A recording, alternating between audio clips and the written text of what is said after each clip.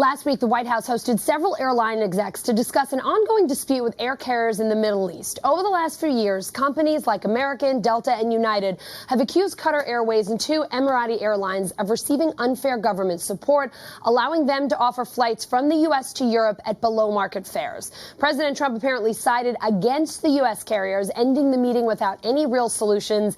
NBC News political reporter Josh Lederman is here to explain what actually went down at that meeting. Josh.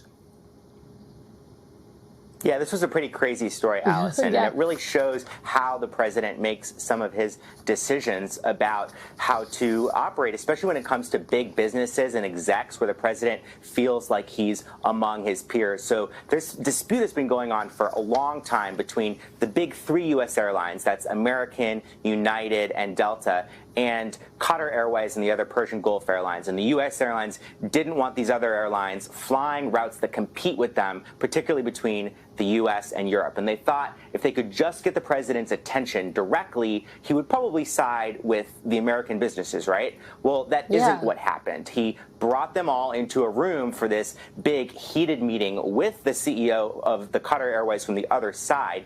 And it turned into a bit of a shouting match, according to 10 people that NBC News spoke with, including senior officials, people who were in the room. And the president basically went after the CEOs of the American airlines. He went after the American Airlines CEO in particular, kind of making fun of him for the fact that his stock price isn't doing so well. You can see that over the last year or so, their stock hasn't been doing great, particularly when you compare it to the stock market as a whole. This is the S&P 500, which the president loves to talk about how well they've been doing over the last year or so. He also really hit the Delta CEO hard for both not showing up and for the fact that he's been buying his airplanes from a European firm called Airbus instead of from Boeing, instead of buying, red and blue American planes. And at the end of this meeting, the president basically told the U.S. airlines that, if they wanted to keep fighting this, they could talk to the Treasury Department, but he did not intervene on behalf of the big U.S. air carriers the way they had hoped that he would.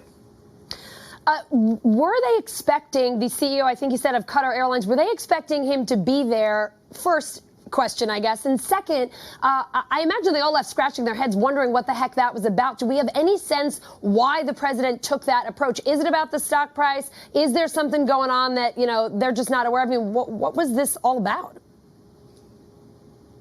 Part of this is about the president liking to be unpredictable. But basically, you're right. The U.S. airlines had requested this meeting, and they thought, OK, great. The president will agree to meet with us. He did after he said he saw these ads on Fox News. But then he threw a bit of a wrench into it by also inviting the other side and basically said, everyone come into the Oval Office, sit around the Resolute desk, and duke it out. Go around the room and make your case and let the best man or woman win. And that's what he did. And it got pretty heated, people yelling at each other that they were liars. But there's some big money interests really on both sides of this issue, because the big cargo carriers like FedEx, who delivers your packages, they're actually on the opposite side of this from the U.S. airlines. So the president ultimately made a decision not to get in the middle of it to help the U.S. airlines.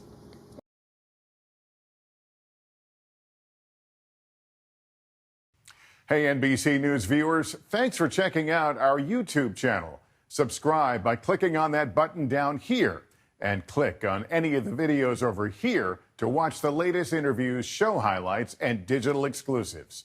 Thanks for watching.